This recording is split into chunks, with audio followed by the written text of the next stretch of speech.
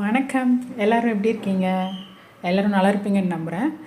2024ஆம் வருடத்தை நம்ம வெற்றிகரமாக முடித்து எப்படா 2025 வரும் அப்படின்னு காத்துக்கிட்டு இருந்தவங்களுக்கு இதோ வந்துடுச்சு. உங்கள் அத்தனை பேருக்கும் wish you very very very happy new year 2025. இந்த 2025 ஒரு புது வருஷம் பிறக்குதுனாலே கண்டிப்பாக எல்லாருக்குமே இந்த வருஷம் எப்படி இருக்கும் அப்படிங்கிற ஒரு ஆர்வம் இருக்கும். அது அந்த ராசி பலன் என்ன அப்படிங்கிறத எல்லாருமே தெரிஞ்சுக்கணுன்னு ஆசைப்படுவோம். ஸோ அந்த வகையில் இந்த வருஷம் எல்லா கிரகங்களுடைய பயிற்சியும் நடக்க போகுது. தினமாக பயிற்சியாகிற சந்திரன்லேருந்து 3 வருடத்திற்கு ஒரு முறை பயிற்சியாகிற சனியும், மாதம் பயிற்சியாகிற சூரியன், புதன், சுக்கிரனும், செவ்வாயும், 1 வருடத்திற்கு ஒரு முறை பயிற்சியாகிற குருவும், 1.5 வருடத்திற்கு ஒரு முறை பயிற்சியாகிற ராகு கேதுக்கள் அப்படின்னு அத்தனை கிரகங்களுடைய பெயர்ச்சியும் இந்த வருஷம் இருக்குது. ஸோ ஒரு கிரகம் மூவ் ஆனாலே நமக்கு மாற்றங்கள் இருக்கும். 9 கிரகமும் மூவ் ஆகும்போது எவ்வளோ மாற்றங்கள் நமக்கு இந்த வருஷம் இருக்க போகுது அப்படிங்கிறது கண்டிப்பாக நிறைய மாற்றங்கள் இருக்கும். ஒவ்வொரு ராசிக்கும் அதை தனித்தனியாக பார்த்துருவோம். இந்த வரப்போகிற இந்த மார்ச் ஏப்ரலில் பார்த்திங்கன்னா மீனத்தில் ஒரு 5 கிரகங்கள் கூட்ட கிரகங்களுடைய சேர்க்கை இருக்க போகுது. அதில் முக்கூட்டு கிரகங்களுடைய சூரியன், சுக்கிரன், புதன் இவர்களோடு ராகுவும் சனியும் சேர்ந்து அங்கே இருக்க போகிறாங்க. ஸோ அந்த மார்ச் மிட் ஆஃப் மார்ச்லேருந்து ஏப்ரல் மிட் வரைக்கும். ஸோ அது பிறகு தான் ராகு மெதுவாக நகர்ந்து கும்பத்துக்குள்ளே வருவார். ஸோ சனி அதுக்குள்ளே மார்ச்சோட எண்ட்லேயே அவர் அங்கே பயிற்சி ஆகிடுறாரு, மீனத்துக்குள்ளே போயிடுறாரு. ஸோ இந்த முக்கூட்டு கிரகங்கள், இந்த 5 கூட்ட கிரகங்களுடைய சேர்க்கையும் நிறைய பேருக்கு ஜாப் வைஸ்லலாம், கெரியர் வைஸில் நிறைய சேஞ்சஸ் கொண்டுட்டு வரப்போகுது. சில பேருக்கு வேலையை விட்டுட்டு தொழிலெலாம் ஆரம்பிக்கலாங்கிற மாதிரியெல்லாம் கூட எண்ணங்கள் இருக்கும். ஸோ வாங்க, யார் யாருக்கு என்னென்ன இருக்க போகுது, யாருடைய வாழ்க்கையில் எப்படியான மாற்றங்கள் நடக்க போகுது, ஒவ்வொரு ராசிக்கும் தனித்தனியான வீடியோவை பார்த்துருவோம். அது மட்டும் இல்லாமல் உங்களுடைய ராசி லக்னம் முன்னாடியே சொல்கிற மாதிரி 2க்கும் சேர்த்து உங்களுடைய பலன்களை நீங்கள் பார்த்துக்கோங்க. ஸோ தட் இன்னும் கொஞ்சம் துல்லியமான பலன் கிடைக்கும். உங்களுடைய ராசிக்கு மட்டும் நல்லா இருக்குது, லக்னத்துக்கும் நல்லா இருக்குன்னா சூப்பர். ராசியில் நல்லா இல்லை, லக்னத்துக்கு நல்லா இருந்ததுன்னா ஓகே, ஒரு மாதிரி ஆவரேஜாக போயிடும். 2க்குமே நல்லா இல்லையா அப்படின்னாலும் கவலைப்படாதீங்க. உங்கள் சுய ஜாதக தசா புத்தியும் சேர்த்து பார்த்து பலன் எடுத்துக்கலாம். ஓகேங்களா? சரி, வாங்க வீடியோக்குள்ளே போகலாம். ஒவ்வொரு ராசிக்குமான தனித்தனியான புத்தாண்டு ராசி பலன்கள். மீனராசி. மீனராசிக்கு இந்த 2025ஆம் ஆண்டு புத்தாண்டு எப்படி இருக்க போகிறது? உங்களுடைய ராசியின் மேல் சந்திரனின் மேல் சனி வருகிறார். ஜென்ம சனியாக வருகிறார். ஏற்கனவே விரய சனியில் நிறைய செலவு பண்ணியாச்சு, நிறைய விரயம் சந்திச்சாச்சு. இப்போது ராசிக்கே சந்திரன் மீது சனி அமரும்போது உங்களுடைய சந்திரன், உங்களுடைய மனது ஒரு ஸ்ட்ரெஸ்ஸை ஃபீல் பண்ணும். சனிங்கிற ஒரு ஸ்ட்ரெஸ்ஸு உங்களுடைய மனசு மேலே உட்காரும்போது for no reason you will feel the stress. உங்களுக்கு இதுக்கு தான் நீங்கள் மன அழுத்தத்தில் இருக்கீங்க, அதுக்கு தான் இருக்கீங்கன்னு உங்களுக்கே தெரியாது. ஆனால் உங்களுடைய மனசு ஒரு அழுத்தத்தை அது ஃபீல் பண்ணிக்கிட்டு இருக்கும். உங்களுடைய சந்திரன் எத்தனை டிகிரியில் எந்த நட்சத்திரத்தில் இருக்காரோ, இப்போ சனி அவரை அந்த நெருங்க நெருங்க நெருங்க அந்த அழுத்தமானது உங்களுக்கு கூடிக்கொண்டே வரும். இப்போது அந்த சந்திரன் மீது கடந்து சனி நகரும் போது கொஞ்சம் கொஞ்சமாக அந்த இதை ஃபீல் பண்ணுவீங்க, அதெல்லாம் விலகிறது. ஸோ அப்படியே அப்படியே ஒரு அழுத்தத்தை ஃபீல் பண்ணிவிட்டு அப்படியே அந்த சனி நகர்வார். இதுதான் அந்த ஜென்ம சனி கொடுப்பார். ஸோ என்னென்ன வகையிலலாம் அவர் கொடுக்கலாம்? சனி வேலைக்கு காரகன், வேலையில் கொடுக்கலாம். லாபாதிபதியாகியும் உங்களுக்கு பொருளாதாரத்தில் கையிருப்பு கரையிறதுல, விரையாதிபதியாகவும் நிறைய விரயத்தை சந்திக்க வைக்கிறதுல, வீட்டில் இருக்கிற வயதானவங்க, பெரியவங்க, நம்ம அன்புக்குரியவர்கள் இவர்களுடைய இழப்பு, அவர்களுடைய ஆயுள், அவர்களுடைய பிரிவு, இதெல்லாமும் ஒரு ஒரு பெயினை சந்திக்க வைக்கலாம். அல்லது அது கிடைக்காது, இருந்து பிரிந்தெடுது வேறு, அல்லது அந்த விஷயங்கள் இருக்கும்போதே அவருக்கு அந்த விஷயங்களில் ஏதாவது ஒரு கிளாஷ். ஓகே, 11ஆம் அதிபதியாகி உங்களுடைய மூத்தவர்கள், மூத்த சகோதரர்களாக இருக்கட்டும், உங்களுடைய நண்பர்கள், ஈவன் உங்களுடைய லவ்வர் அப்படின்னு கூட வச்சுக்கோங்களேன், காதலர்கள், ஸோ அப்படின்னு கூட எடுத்துக்கலாம். ஸோ இந்த மாதிரி ஒரு அந்த அன்புக்குரியவர்களோடு, நம்முடைய குடும்பத்தினரோடு கூட ஒரு சில கிளாஷஸ் அப்படிங்கிறத கொண்டுட்டு வரார். ஸோ அதில் ஏதாவது ஒரு மனக்கருத்து வேற்றுமை அப்படிங்கிறது இருக்கும். பிறகு 12ஆம் அதிபதியாகி சனி உங்களோட ராசியில் இருக்கும்போது அவர்களோட கருத்து வேற்றுமை மட்டும் இல்லாமல் அவர்களுக்காக ஏதாவது செலவு பண்ணுறது, அல்லது ஈவன் 12ஆம் இடத்துல இருக்கிற ராகு வேறு ஷிஃப்ட் ஆக போகிறாரு. ஸோ வந்து ஒரு ஒரு கேப் அவர்கிட்ட இருந்து தள்ளி இருக்க வைக்கிறது, சேர்ந்து இருக்கும்போது ஏதாவது மனசு ஓபாமல் ஏதாவது ஒரு வார்த்தைகளை விட்டுறது. ஸோ இந்த மாதிரி விஷயங்கள். ஏன்னா சனி 3ஆம் பார்வையாக உங்களுடைய 3ஆம் இடத்தையே பார்க்குறார். 3ஆம் இடம்ங்கிறது உங்களுடைய இம்மீடியட் ஃபேமிலி மெம்பர்ஸ், உடன் பிறந்த சகோதரிகள், அங்காளி பங்காளிகள், சுற்றத்தினர், பக்கத்தில் இருக்க நெய்பர்ஸு, ரொம்ப டெய்லி பேசுகிற க்ளோஸ் ஃப்ரெண்ட்ஸு. ஸோ இவங்க எல்லாருமே பார்த்திங்கன்னா இந்த மூன்றாம் இடத்தை குறிக்கும். ஸோ சனியோடைய பார்வை அங்கே இருக்கும்போது, ஸோ இவங்கக்கிட்ட நீங்கள் பேசும்போது டக்குன்னு எதையாவது வார்த்தைகளை வந்து நீங்கள் விட்டுடுவீங்க. உங்கள் உள் மனசுக்குள்ள இருக்கிற அந்த ஸ்ட்ரெஸ் இல்லையோ இல்லை ஒரு தேவையில்லாத ஒரு வார்த்தையை நீங்கள் அங்கே விட்டுற மாதிரி இருக்கும். அதே மாதிரி 7ஆம் இடத்தையும் சனி பார்க்குது. வாழ்க்கை துணையோட ஏதாவது ஒரு வார்த்தைகளை விட்டுற மாதிரி இருக்கும். பிறகு வந்து 10ஆம் இடத்திற்கு ஜீவனஸ்தானத்திற்கும் வந்து சனி பார்வை இருக்குது. ஸோ வந்து 9ஆம் இடத்துலேருந்து பாக்கியஸ்தானத்துக்கு சனி பார்வை பார்த்து உங்கள் கையிருப்பு எல்லாத்தையும் கரைச்சி வச்சுட்டு இப்போ 10ஆம் இடத்துல ஜீவனத்திற்கு வந்துருக்கும்.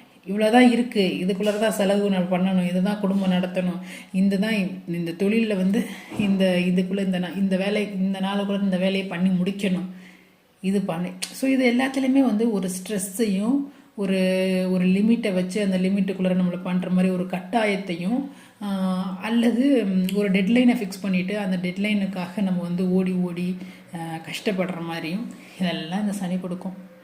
3ஆம் இடத்தை பார்க்கும்போது அப்போது நம்ம வந்து நம்முடைய முயற்சிகளைய நம்ம போடுற எஃபோர்ட்ஸை வந்து அதை வந்து என்ன சொல்கிறது, இதுக்கு நம்ம இவ்வளோ எஃபோர்ட் போட்டிருக்க தேவையில்லையே, இங்கே இப்படியே முடிஞ்சிருக்குமே, அதாவது நம்மளோட கெட்ட நேரம் போய் நம்ம வந்து எங்கெங்கே இப்படி ஈஸியாக முடிக்க வரது வந்து இவ்வளோ தூரம் இவ்வளோ நாள் எஃபோர்ட் போட வச்சு இப்படி வந்து சாதாரணமாக முடிகிறது நம்ம இழுத்தடிச்சு முடியுதுன்னு.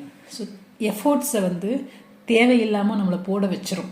ஸோ அதுக்கு என்ன பண்ணணும், இந்த வேலைக்கு இது இப்படி தான் பண்ணணுங்கிறத அது வந்து டீட்டெயில் நமக்கு ஆல்ரெடி தெரிஞ்சிருக்கு அப்படிங்கிறத எண்ணம் வந்து நம்ம மைண்டில் இருக்கும். ஏற்கனவே நம்ம அந்த வேலையை செஞ்சுருந்துருப்போம். ஆனால் அப்போ நமக்கு தெரியாது இந்த வேலை வந்து அப்போ ஈஸியாக தான் முடிஞ்சிருக்கும். ஆனால் இப்போ அதே வேலையை செய்யும்போது அது வந்து இழுத்தடிச்சு முடியும். நம்மளோட எஃபோர்ட்டை முன்னாடி நம்ம வந்து ஒரு 50% கொடுத்துருந்தோன்னா இப்போ வந்து ஒரு 150% போட வைக்கும். அது மாதிரி அவ்வளோ எஃபோர்ட் போட்டு அந்த வேலையை முடிக்க வைக்கும். இதுதான் இந்த உங்கள் ராசி. ஸோ ஆப்வியஸ்லி அப்போ நம்ம வந்து நம்மளோட மைண்ட் வந்து ஒரு அழுத்தத்தை ஒரு ஸ்லீப்லெஸ் நைட்டு அப்படிங்கிற மாதிரிலாம் வரும் இல்லையா. ஸோ நம்ம ஒரு அழுத்தத்தை சந்திக்கும். ஒரே விஷயத்துக்காக நம்ம இவ்வளோ எஃபோர்ட் போடும்போது மன அழுத்தங்கிறது உண்டாகும். ஸோ அந்த மாதிரியான இதில் எல்லாமே வந்து கொஞ்சம் பிளான் பண்ணி புதுசாக தேவையில்லாத விஷயத்துக்கு நம்ம போயிட்டு இப்போ புதுசாக போய் பண்ணிகிட்டு இருக்க வேண்டாம். எது ரொம்ப தேவையோ அந்த விஷயங்களை மட்டும் பண்ணலாம். புது விஷயங்களை பண்ண போனால் நம்மளை வந்து இழுத்து சுற்றி அடித்து விட்டு நம்மளை ரொம்ப டயர்டாக்கி விட்டுட்டோம். ஸோ அது வந்து இன்கேஸ் நம்ம ஒரு மணி இன்வெஸ்ட்மெண்ட் பண்ணுறோன்னா அதில் ஒரு லாஸ் அப்படிங்கிறத கொண்டுட்டு வந்துடும். தேவையில்லாமல் வந்து ஒன்றால் தான் இது என்னால் தான் இதுங்கிற மாதிரி குடும்பத்துக்குள்ள ஒரு வாக்குவாதத்தை கொண்டு வந்துடும். அதனால் புதுசாக எதனால் ஒரு தொழிலையோ வேலையிலையோ இல்லை ஏதாவது ஒரு குடும்பம் சார்ந்த ஒரு விஷயத்தில் முடிவெடுக்கிறதுலையோ நீங்கள் வந்துட்டு அதிகமாக பெரிய அகலக்காலெலாம் எதுவுமே வச்சிடாதீங்க. இப்போ என்ன இருக்கோ அது அப்படின்ட்டு அதை வந்து அதையே வந்து ஸ்ட்ரெஸ் இல்லாமல் ஸ்மூத்தாக கொண்டுட்டு போகிறதே பெரிய விஷயமா இப்போ படும். ஸோ அதனால் அது வந்து கொஞ்சம் கேர்ஃபுல்லாக தான் நீங்கள் வந்து டீல் பண்ணுற மாதிரி இருக்கும், பிளான் பண்ணி பண்ணுற மாதிரி தான் இருக்கும். 4ஆம் இடத்திற்கு குரு போகிறது அப்படிங்கிறது மே மாதம் வந்து 4ஆம் இடத்திற்கு மிதுனத்திற்கு குரு பயிற்சி ஆகிறார். அது ஒரு வகையில் நல்லது. உங்களுக்கு ஹெல்த் அப்படிங்கிற வகையில் வந்து ஏதாவது பிரச்சனைகள் இதுக்கு முன்னாடி இருந்ததுன்னா இப்போ அந்த பிரச்சனைகளை சால்வ் பண்ணிக்கலாம். சிலருக்கு வந்து எந்த ஹெல்த் பிரச்சனையும் இல்லைனாலும் கூட இப்போ வந்து கொஞ்சம் கம்ஃபர்ட் லெவலில் வந்து கொஞ்சம் இன்க்ரீஸ் ஆகும். கொஞ்சம் வந்து அடிக்கடி வந்து கொஞ்சம் ரெஸ்ட் எடுத்துக்கலாம். கொஞ்சம் நல்லா பிடிச்ச மாதிரி என்ன சொல்கிறது, ரொம்ப ஹார்டர் போட்டு உழைக்கிறோம் அப்படிங்கிறம்போது கொஞ்சம் ஓகே அப்பப்போ நம்ம கொஞ்சம் ரெஸ்ட் எடுத்துக்கலாங்கிற இதையும் இந்த குரு 4ஆம் இடத்துல இருக்கிற குரு வந்து கொஞ்சம் அலட்டிக்காமல் இதையும் பண்ணிக்கலாமே அப்படிங்கிற மாதிரி அப்பப்போ கொஞ்சம் கம்ஃபர்ட் லெவலை இன்க்ரீஸ் பண்ண வைப்பார். என்ன சொல்கிறது, ரொம்ப பெண்ட் பண்ணி பண்ணணுமா அப்படிங்கிறத வந்து இந்த 4ஆம் இடத்துல இருக்கிற குரு அப்பப்போ நான் கொஞ்சம் படுத்து எஞ்சிட்டு வந்துடுறேன் அப்படின்ட்டு இருக்கோம். அந்த மாதிரி சில சில ஒரு கம்ஃபர்ட் லெவலை வந்து இந்த 4ஆம் இடத்து குரு வந்து கொடுப்பாரு. அது வந்து இந்த வீடு சிலருக்கு தொழில் தான் வேலை தான் அப்படின்னு கிடையாது, வீட்டில் ஹவுஸ் ஒய்ஃபாகவே இருக்கீங்க அப்போ கூட கொஞ்சம் வந்து கம்ஃபர்ட் லெவலை வந்து கொஞ்சம் இப்போதைக்கு கொஞ்சம் தேடும். ஜீவனஸ்தானத்தில் குரு பார்க்குது, 4ஆம் இடமாக சுகஸ்தானத்தில் அமர்ந்து. ஸோ அந்த அதே மாதிரி 8ஆம் இடத்துக்கும் குரு பார்வை இருக்குது. ஸோ வந்து அப்பப்போ கொஞ்சம் இப்போ நல்லா படுத்து தூங்கி எழுந்திரிச்சிக்கணும், கொஞ்சம் கம்ஃபர்ட் லெவலை எடுத்துக்கணும், சொஃபஸ்டிகேட்டடாக ஏதாவது வீட்டுக்கு தேவையாக ஏதாவது சொஃபஸ்டிகேட்டட் ஐட்டம்ஸ் எதாவது வாங்கி வச்சுக்கணும், நம்மளோட வேலையை கொஞ்சம் ஈஸி பண்ணிக்கணும், அல்லது யாராவது வீட்டுக்கு புதுசாக ஏதாவது ஒரு வேலைக்கு ஒரு ஆளை வச்சுக்கலாம் அப்படிங்கிற மாதிரி அந்த கம்ஃபர்ட் லெவலில் வந்து கொஞ்சம் இன்க்ரீஸ் ஆகும். அது ஒன்றும் தப்பில்லைன்னு வச்சுக்கோங்க. அம்மா தாயாரோடு இருந்த அந்த இணக்கம் இதெல்லாமே கொஞ்சம் இப்போ அதிகரிக்கும். அவங்க கூட ஏதாவது மிஸ் அண்டர்ஸ்டாண்டிங் இருந்தால் கூட இப்போ வந்து அவங்களால உங்களுக்கு ஹெல்ப்பு இதெல்லாமே இப்போ உங்களுக்கு கிடைக்கும். அவங்களுக்கே வந்து கொஞ்சம் ஹெல்த் இஷ்யூஸ்லாம் இருந்தால் கூட இப்போ அதெல்லாத்தையும் வந்து சரி பண்ணிக்கலாம், அந்த மாதிரியான டைம் தான். ஸோ அவங்களால உங்களுக்கு இப்போ வந்து சில பெனிஃபிட்ஸ்லாம் இருக்கும். பிறகு வந்து ஈவன் குரு வந்து அடுத்தது அக்டோபரில் உங்களுடைய 5ஆம் இடத்திற்கு பூர்வ புண்ணிய ஸ்தானத்திற்கு வந்து பயிற்சியாகி உங்களுடைய உச்சமாகி அங்கேருந்து உங்களுடைய ராசியை பார்க்க போகுது அக்டோபரில். அது வந்து இன்னுமே கொஞ்சம் ஒரு பெரிய ஒரு ஆன்மீக பயணத்தை கூட உங்களுக்கு கொடுக்கும். ஒரு பெரிய ஒரு கிரேட் பிளெஸ்ஸிங்ஸை வந்து நீங்கள் கடவுள்கிட்ட இருந்து ஃபீல் பண்ணுற மாதிரி கூட இருக்கும். என்னதான் சனி வந்து உங்களுடைய ராசியிலேயே அமர்ந்திருந்தாலும் அக்டோபர், நவம்பர், டிசம்பர் இந்த டைமில் பார்த்தீங்கன்னா குரு உச்சமாகி உங்களுடைய ராசியை பார்க்குறது 5ஆம் இடத்துல இருந்துங்கும்போது கண்டிப்பாக ஒரு பெரிய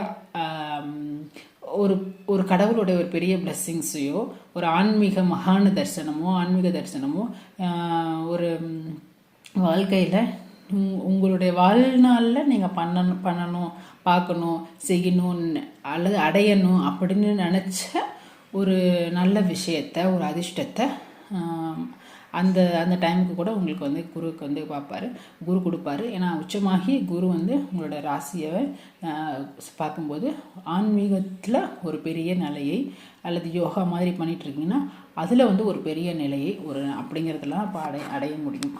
அந்த மாதிரியான ஒரு இதை வந்து உச்சமாகி ஒரு குரு அது ஒரு 3 மாதம் ஓகேவா. திரும்ப வந்து அகெயின் டிசம்பரில் 5 திரும்ப மிதுனத்துக்கு போயிடுவார் குரு 4ஆம் இடத்திற்கு. ஸோ இருந்தாலும் அந்த டைம் வந்து கொஞ்சம் இன்னும் கூட இதாக இருக்கும். 12ஆம் இடத்துக்கு ராகு வந்திருக்காரு. ஸோ அது ஒன்றும் பெரிய இது கிடையாதுன்னா 12ஆம் இடத்துல ராகு வரும்போது குருவோட பார்வையில் தான் இருக்குது. ஸோ அது ஒரு மாதிரி ஏதாவது ஹெல்த்துக்காக ஏதாவது இஷ்யூஸ் இருந்ததுன்னா இப்போ ஏதாவது ஒரு மெடிசன்ஸ் எடுத்துகிட்டு தூங்குற மாதிரி இருக்கும். சிலருக்கு தசாபுத்தி ஒஸ்ட்டாக இருக்கும்போது ஸ்ட்ரெஸ்ஸு காரணமாக ட்ரிங்க்ஸு ஆல்கஹால் இந்த மாதிரியெல்லாம் கூட எடுக்க வைக்கும். பட் குருவோட பார்வை ஒரு 4-5 மாதத்துக்கு இருக்குது. ஸோ மே மாதத்துலேருந்து அக்டோபர் வரைக்கும் குரு பார்வை அந்த ராகுவுக்கு இருக்குது. அதனால் அதுக்கு வந்து நெகட்டிவ் சைடில் போயிடாது. கொஞ்சம் உங்களுடைய கம்ஃபர்ட்டுக்காக நீங்கள் அதை வந்து இது மாதிரி எடுத்துக்கிற மாதிரி இருக்கும். ஸோ அந்த மாதிரி ஏதாவது அப்புறமா வந்து ஏதாவது ஒரு சின்ன பயணங்கள் ஏதாவது செய்யணும், ஏதாவது ஒரு ட்ரான்ஸ்ஃபர் வந்து உங்களுக்கு ஏதாவது எதிர்பார்த்துட்ருக்கீங்க வேலையிலையோ இது மாதிரி. ஸோ அதற்கெல்லாம் வந்து இந்த 12ஆம் இடத்துல ராகு அது வந்து ஹெல்ப் பண்ணும். 12ஆம் இடத்துல ராகு வரும்போது 6ஆம் இடத்துல கேது இருக்கும். ஸோ அப்போ வந்து வேலையில் வந்து ஏதாவது ஒரு மாற்றத்துக்கு எதிர்பார்த்துட்ருக்கீங்க அப்படின்னா இந்த 12ஆம் இடத்து ராகு உங்களுக்கு ஹெல்ப் பண்ணுவார். ஏதாவது கடன் நாள் இந்த கேது வந்து 6ஆம் இடத்துல வரும்போது புதுசாக கடன் வாங்கிறதுக்கு அதுக்கெலாம் வந்து கொஞ்சம் வந்து அந்த அந்த அந்த புதுசாக கடன் வாங்குறதெல்லாம் வந்து கொஞ்சம் பயம் வேண்டாம் அப்படிங்கிற மாதிரி கொஞ்சம் சிந்திக்க வைப்பார். பெருசாக வந்து பெரிய அளவுக்கு நிறைய பேரோட போட்டி போட வேண்டாம் அப்படின்னு யோசிக்க வைப்பார்.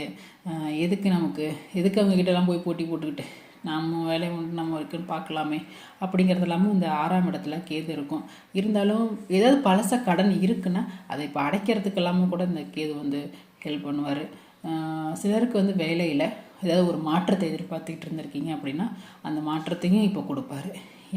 உங்களுடைய தசாபுத்தி நன்றாக இருக்குது அப்படின்னா அந்த மாற்றத்தை நீங்கள் எடுத்துக்கோங்க.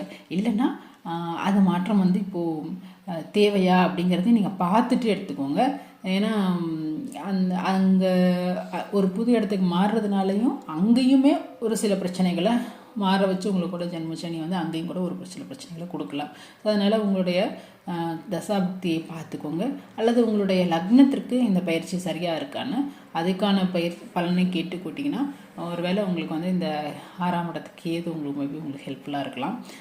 9ஆம் இது 8ஆம் இடத்திற்கு வர்ற குரு பார்வை வந்து ஒரு மாதிரி மறைமுக தனலாபம் அப்படிங்கிறத வந்து உங்களுக்கு வந்து கேட்டேன். யாராவது உங்களுக்கு ஒரு செகண்ட் இன்கம்னு நீங்கள் ஏதாவது ஃபீல் பண்ணீங்க, அல்லது வந்து தந்தையின் மூலமாக தாயாருடைய சொத்துக்கள் கிடைக்கிறது, அல்லது கணவருடைய சொத்துக்கு அவர்கள் மூலமாக பணம் கிடைக்கிறது, இல்லை மனைவி வாழ்க்கை துணை இவர்கள் மூலமாக அவர்களுடைய இன்கம் கிடைக்கிறது. ஸோ இதெல்லாம் வந்து உங்களுக்கு ஏதாவது பெனிஃபிட்டாக இருக்கும் அப்படின்னா இந்த குரு பார்வை உங்களுக்கு இந்த 8ஆம் இடத்திற்கு 10ஆம் இடத்திற்கு விழுகிறதெல்லாம் உங்களுக்கு வந்து ஒரு பெனிஃபிட்டாக இருக்கும். ஸோ இந்த 2025 பொறுத்த வரைக்கும் ஜென்மசனியில் பெரிய முடிவுகளை எடுக்கிறது, புதுசாக முடிவுகள் எடுக்கிறது, அதில் வந்து கொஞ்சம் யோசித்து முடிவெடுங்க. பிறகு வந்து ஏதாவது கஷ்டமாக இருக்குது அப்படிங்கிற டைமுக்கு நீங்கள் தெய்வ வழிபாட்டை கண்டிப்பாக எடுத்துக்கோங்க. நிறைய தர்மம் பண்ணுங்கள். சனி வந்து நீங்கள் எந்த அளவுக்கு தர்மம் பண்ணுறீங்களோ, தானம் பண்ணுறீங்களோ, அந்த அளவுக்கு உங்களுடைய கஷ்டத்தை குறைப்பார். இதுதான் சாப்பாடு அன்னதானம் தான் பண்ணணும்னு அவசியம் இல்லை, கையில் இருக்கிற காசை மட்டும் தான் பண்ணணும்னு அவசியம் இல்லை. உங்களுக்கு எதெல்லாம் தானம் பண்ணணும்னு தோணுதோ அதெல்லாம் கூட பண்ணலாம். ஒரு பெட்ஷீட்டாவோ, போர்வையாவோ, ட்ரெஸ்ஸாவோ, பழங்களாகவோ, இது மாதிரி உங்களுக்கு என்ன முடியுதோ அதை பண்ணலாம். இது எதுவுமே என்கிட்ட இல்லை, நான் வந்து எந்த வேலைக்கும் போகலை, ஸோ என்னால் இப்போ எதுவுமே பண்ண தர முடியாது அப்படின்னாலும் கூட ஒரு 4 பேருக்கு ஆறுதலாக சொல்ல முடிஞ்சால் கூட, நல்ல வார்த்தை சொல்ல முடிஞ்சால் கூட சொல்லுங்கள். ஸோ உங்களால் ஒரு 4 பேர், ஒரு 2 பேர் நல்லா இருக்காங்க, உங்ககிட்ட என்ன இருக்கோ அதை நீங்கள் கொடுக்க போகிறீங்க அப்படிங்கிற மாதிரி. எதுவுமே இல்லை, போய் சாமிகிட்ட போய் இருந்து சாமியை கும்பிட்டுட்டு விழுந்து வணங்கி அந்த மாதிரி பண்ணிட்டு வாங்க. அப்புறம் வந்து இது வீட்டில் உங்களுடைய வேலைகளை, அதாவது வீட்டு வேலைகள் இருக்குது பார்த்தீங்களா, துவைக்கிறது, கழுவுறது, சரி இப்போ அந்த பாத்ரூம்லாம் அதோட கழுவுறது, பாத்திரங்கள்லாம் தேய்க்கிறது, வீட்டெல்லாம் க்ளீன் பண்ணுறது, சுத்தப்படுத்துறது.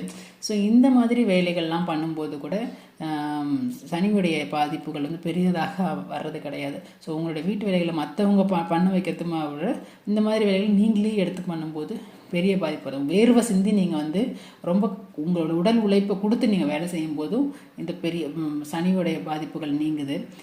பிறகு வந்து நிறைய நல்ல எக்ஸசைஸ்லாம் பண்ணி வெறுவிறுக்க நீங்கள் எக்ஸசைஸ்லாம் பண்ணிட்டு வந்து இருக்கும்போதும் அப்பவும் வந்து உங்களுக்கு வந்து இந்த சனியுடைய பாதிப்புகள் நீங்கும். ஸோ இந்த மாதிரி சின்ன சின்ன விஷயங்கள்லாம் நீங்கள் வந்து தான தர்மமோ இல்லை உங்களுடைய சனி தன்னுடைய உடல் உழைப்பை கொடுத்து நீங்கள் ஒரு வேலையை செய்யும்போது அவர் வந்து பெரிதாக பாதிப்பது இல்லை அப்படிங்கிறதையும் எடுத்துக்கோங்க. நன்றி, ஆல் தி பெஸ்ட். இப்போ நீங்கள் பார்த்தது உங்கள் ராசிக்கான புத்தாண்டு ராசி பலன். இந்த ராசியோட நீங்கள் என்ன லக்னமோ அந்த லக்னத்துடைய ராசி பலனையும் சேர்த்து பார்த்துக்கோங்க. ஏன்னா ராசி லக்னம் ரெண்டுமே நல்லா இருக்கும்போது உங்களுக்கு இந்த நியூ இயரோடைய இது வந்து இன்னும் ரொம்ப நல்லாயிருக்கும். அதாவது ப்ரெடிக்ஷன் வந்து உங்களுக்கு இன்னும் கொஞ்சம் துல்லியமாக வரும். உதாரணத்துக்கு நீங்கள் வந்து ஒரு மேஷ ராசியில் இருக்கீங்க, உங்களுடைய லக்னம் வந்து ஏன்னா மேஷத்திற்கு சனி 7 சனி ஆரம்பிக்குது அப்படின்னு வந்து பயந்துட்டுருக்கீங்க அப்படின்னு வச்சுக்கோங்களேன். பட் உங்களுடைய லக்னத்துக்கு வந்து இந்த சனி வந்து நல்ல பொசிஷனில் தான் இருக்கார். அப்படிங்கும்போது நீங்கள் வந்து ஒரு ரிஷப லக்னமோ, மிதுன லக்னமோ, அல்லது வந்து துலாம் லக்னமோ, ஸோ இப்படி ஒரு நல்ல மகர லக்னமோ, இப்படி நல்ல ஒரு லக்னத்துக்கு வந்து உங்களுக்கு வந்து சனி நல்ல ஒரு இடத்துல பயிற்சியாகி இருக்கும்போது இந்த இந்த இந்த பலன், இந்த 7 சனியோட இம்பேக்ட் வந்து ரொம்ப உங்களை அஃபெக்ட் பண்ணாது. உங்களுக்கு அது ரொம்ப கடினமாக ஃபீல் பண்ணாது. ஒரு 50% தான். ஸோ ராசி பாதி லக்னம் பாதி. ராசி 50%னா விதியும் மதியும், விதி பாதி மதி பாதிங்கிற மாதிரி உங்களுடைய ராசிங்கிறது உங்களுடைய மனம், மதி. ராசி தான் சந்திரன், ராசி மதி. உங்களுடைய விதிங்கிறது லக்னம். ஸோ விதி பாதி மதிப்பாதி அப்படிங்கும்போது உங்களுடைய லக்னத்திற்கு இந்த ராசி பலன் நன்றாக இருக்கிற பட்சத்தில் உங்களுடைய ராசிக்கான இந்த பலன் வந்து அது நெகட்டிவாகவே இருந்தால் கூட பெருசாக அஃபெக்ட் பண்ணாது. ராசியும் லக்னமும் ரெண்டும் ஒன்றாகி வர்றது அப்படிங்கும்போது அப்போ வந்து நல்லதாக இருந்தாலும் ரொம்ப நல்லா இருக்கும், கெட்டதாக இருந்தாலும் கொஞ்சம் அழுத்தி செய்கிற மாதிரி இருக்கும். ஸோ இதுதான். அப்போது நீங்கள் ராசி உங்கள் உதாரணத்துக்கு நீங்கள் மேஷ ராசி மிதுன லக்னம்னா மேஷம் மிதுனம் ரெண்டுக்கும் சேர்த்து ஒரு பலன் பார்த்துக்கோங்க. அந்த பலன் உங்களுக்கு இன்னும் கொஞ்சம் துல்லியமாக நடக்கிறது போல் உங்களுக்கு தெரியும். இன்னும் துல்லியமாக போகணும்னா அந்த ஒவ்வொரு இப்போது டிரான்சிட் ஆகிற கிரகங்கள் மேலே உங்களுடைய கோச்சார் உங்களுடைய பிறந்த ஜாதகத்தில் மிதுனத்தில் வந்து இப்போ குரு வந்து கோச்சாரத்தில் போக போகிறாரு. ஆல்ரெடி மிதுனத்தில் உங்களுக்கு பிறந்த காலத்தில் ராகு இருக்குது அப்படிங்கிற பட்சத்தில் ராகு மேலே குரு போகும்போது வர்ற இம்பேக்ட் அந்த மாதிரியும் அது இன்னும் கொஞ்சம் துல்லிய பலன்களில் இன்னுமே போகும். ஸோ பிறந்த ஜாதகத்தில் உங்களுக்கு தசாபுக்தி என்ன நடக்குது, என்ன கிரகம் அந்த இடத்துட்டு அமர்ந்திருக்கு, மீனத்தில் வந்து சனி மாற போகிறாரு, மீனத்துக்கு போக போகிறாரு அப்படிங்கும்போது இப்போது ஆல்ரெடி மீனத்தில் உங்களுக்கு என்ன கிரகம் அங்கே பிறந்த ஜாதகத்தில் இருக்குது. ஸோ இதையெல்லாம் பேஸ் பண்ணியும் அது சம்மந்தப்பட்ட விஷயங்களும் உங்களுக்கு நடக்கும். இது உங்களுடைய பிறந்த ஜாதக சார்ட்டு தெரிஞ்சிருந்ததுன்னா பார்க்கலாம். அல்லது உங்களுடைய தசா புத்தியை மட்டும் என்ன தசா என்ன புத்தி நடக்குது அது என்ன அப்படிங்கிறத ஒரு மேலட்டமாக நீங்கள் தெரிஞ்சுக்கிட்டிங்கன்னா ஓகே. இது கோச்சாரத்தில் இதெல்லாம் நடக்க போகுதுங்கும்போது நீங்களே இந்த இயர் என்னென்ன நடக்க போகுது, அடுத்து என்ன நடக்குங்கிறது ஓரளவுக்கு உங்களுக்கே வந்து தெளிவாக புரிஞ்சிடும். ஸோ இப்படி தான் இருக்க போகுது. ஓகேங்க, நன்றி. இது மாதிரி ஒவ்வொரு ராசிக்குமான ராசி பலனை எவ்ரி இயர் போட்டுட்ருப்போம், ஒவ்வொரு மாதமும் போடுறோம். நீங்கள் தவறாமல் செக் பண்ணிக்கோங்க, மற்றவங்களுக்கும் ஷேர் பண்ணுங்கள். வணக்கம்.